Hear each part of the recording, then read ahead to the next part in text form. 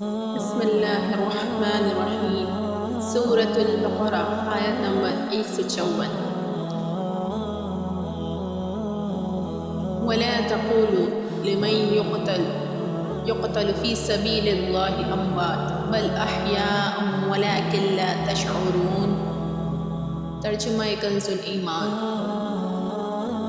और जो खुदा की राह में मारे जाएं उन्हें मुर्दा ना कहो, बल्कि वो जिंदा हैं और तुम्हें खबर नहीं।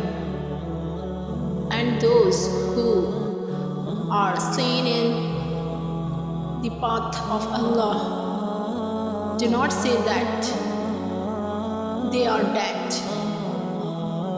Rather, they are alive. Yes, you are not aware. They are alive.